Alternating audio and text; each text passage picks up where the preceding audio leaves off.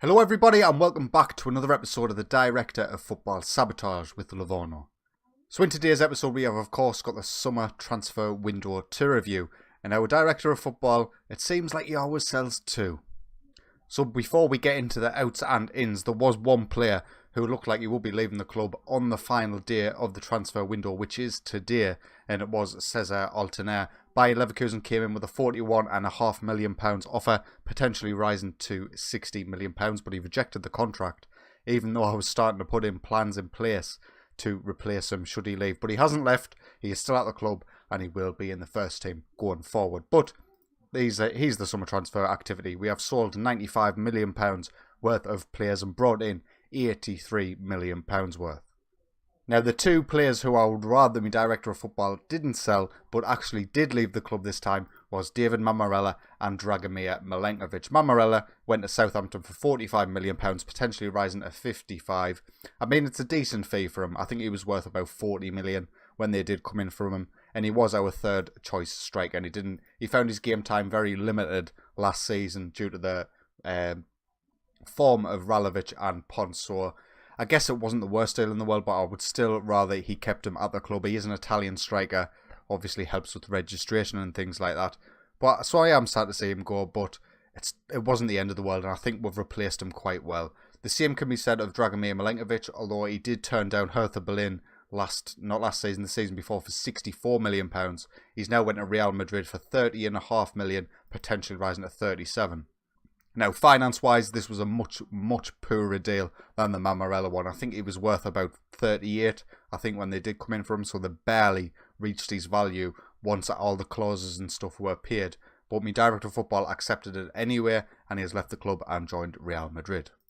In terms of the other outs, Perica Ivanovic finally got his move. It seems like he's been on the transfer list for years now, but he's joined Spartak Moscow for 11.25, potentially rising to 13.75. Johan Drejan, our backup defensive midfielder, has left the club as well. 7.25, potentially rising to 9.25. He was a decent option off the bench, but he wasn't a key player or anything like that, so he has left the club and joined AEK Athens.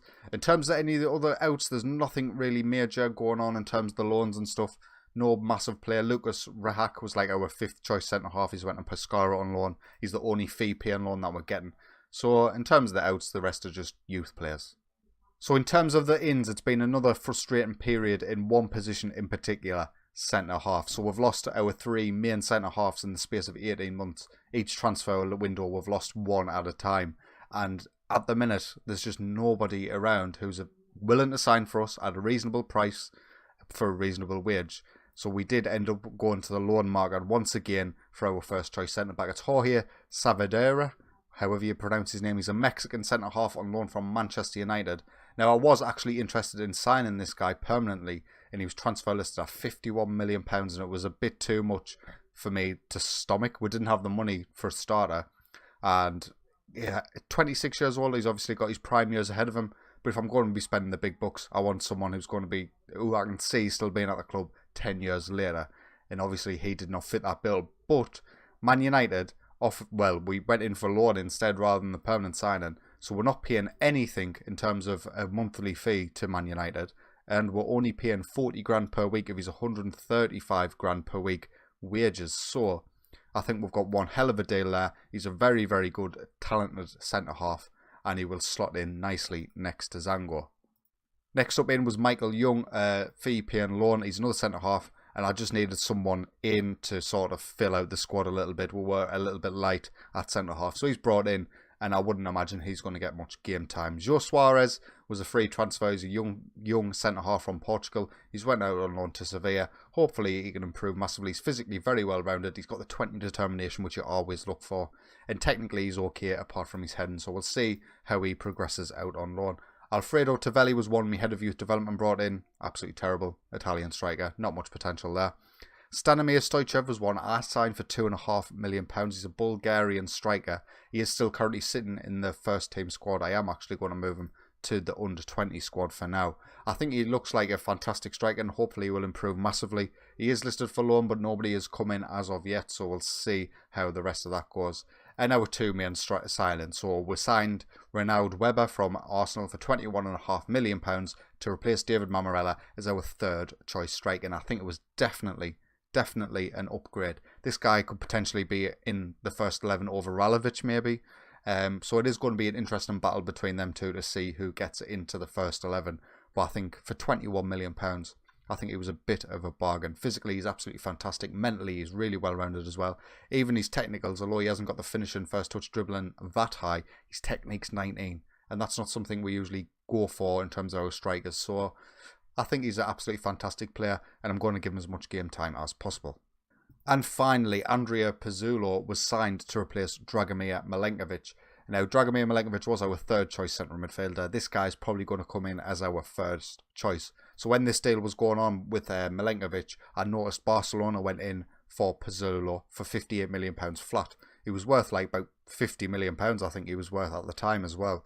So I decided to jump in as well. He's an Italian central midfielder, fantastically well-rounded across the board.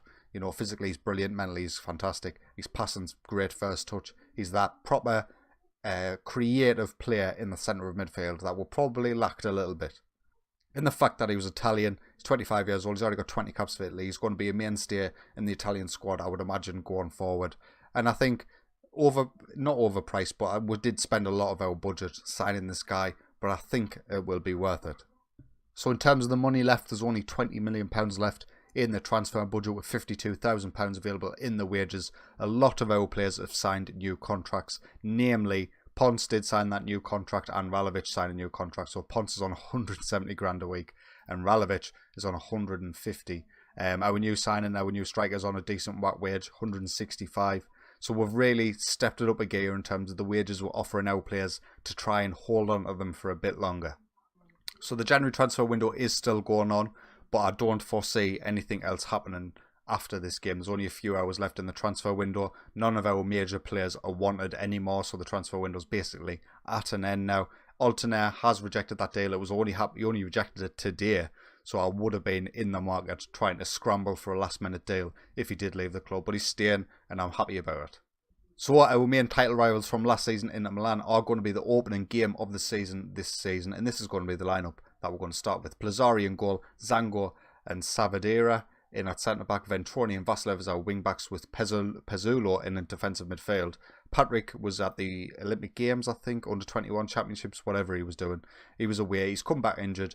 He will be back in the first team when he gets back in. And then I've got the interesting choice of I've got to pick two of Solossi, Kyle Wright or Pizzulo when everybody's fit. But for now, Pizzulo will be in defensive midfield. Solossi and Kyle Wright will be in the centre. Altener is attacking midfield and Ralovic and Ponce will start today's game up front.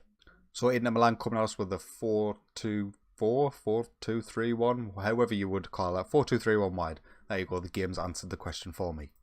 So we'll kick off against Inter Milan, shooting from left to right. So in terms of our expectations for the season, the board now expect us to win the Serie A title. There's no qualify for the Champions League or challenge for the title. They expect us to win. So we're in that position now where we can't afford to let things slip. And the first game could be very telling as Dilrosun takes a strike for Inter Milan and Plazzari keeps him out.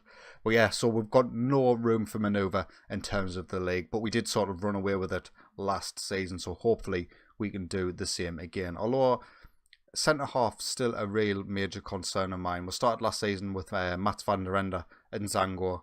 And I think we've definitely downgraded since then. But we have upgraded our attack. That's the key point. So we might not keep as many clean sheets, but we will definitely score, well, hopefully score more goals.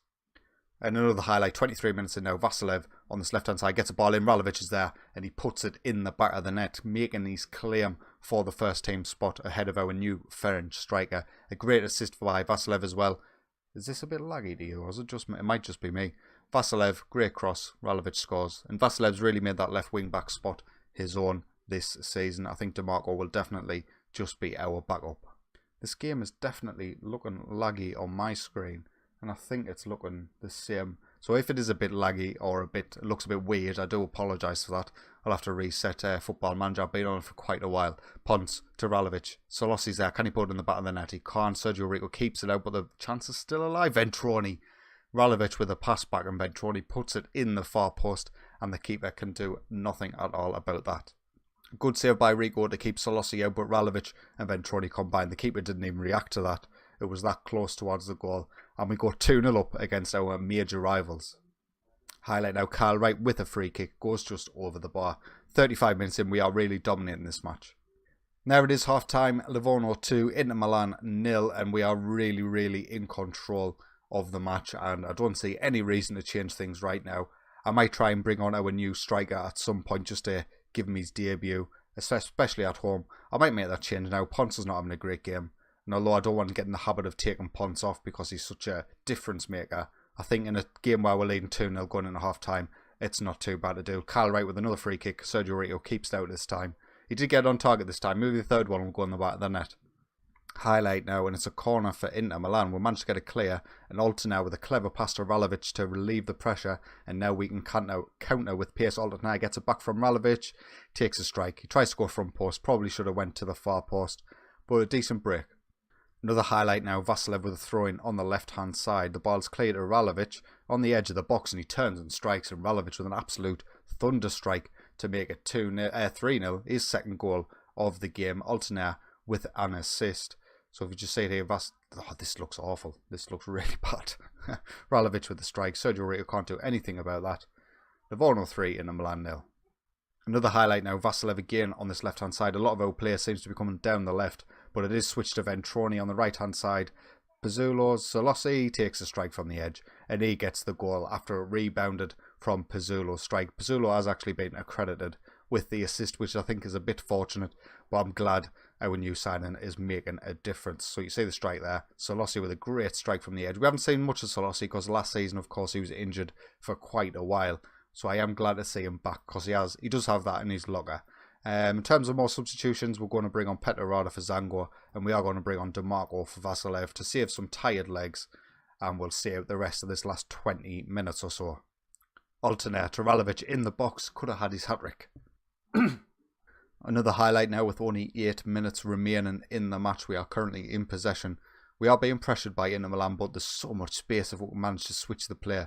They're not defending very wide, so we'll be able to exploit them down the wings. Ventroni now, the ball finally finds its way onto this right-hand side, and hopefully we can build something down here. Solossi into Altena. Kyle Wright on the edge, he takes a strike, and Kyle Wright's got it in his locker as well, not just Solossi, and that's his first goal of the season. Altena with another assist. Altena is not the greatest player in terms of attributes, and if he was to have been sold to Bayer Leverkusen for the 60 million they offered, I would have been actually quite happy with it.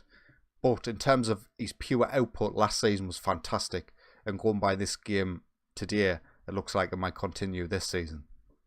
10 seconds remain in this match. This is likely to be the final highlight of the game. And what has been an utterly demolition of Inter Milan, 5-0. Now, I looked at our previous history against Inter Milan. We played them something like 14 or 15 times. And I think they had won 10 and we'd won 2 or 3. This just shows the difference we've made in the past few seasons. Beating Inter 5-0 is such a huge result, even at home. So there is still a couple of days left of the the summer transfer window. We did go in, as this article suggests, we went in for Vicente Herrero when I thought, what's his face, Altena was leaving. So I thought he might have been quite a good replacement. We couldn't have agreed a deal with Tottenham anyway, so it was highly unlikely he was to join the club. But that just gives you the sort of idea of what I was going to sign, and there we are. That's the end of the transfer window. We were the biggest spenders on 82 million, but we've made a 13 million pound profit in terms of outgoings and incomings. Livorno, we're not the richest club, we're never going to be able to spend the sort of money that other teams spend without actually first selling. But I think our strategy is working out quite well. We're getting some decent money, if not great money, for our players who are backups here. All of these players, none of them would have been in the first 11 straight out of the gate, Milenkovic would have been back up, so would Mammarella. So all in all, I think it's been our best summer transfer window in terms of outgoings for quite a while. We managed to tie down Ponce and Ralovic, although for how long, who knows. And we'll just take a look at Ponce's profile as we wrap up the episode. So if you have enjoyed today's episode, please consider leaving a like, and if you are enjoying my content, get yourself subscribed.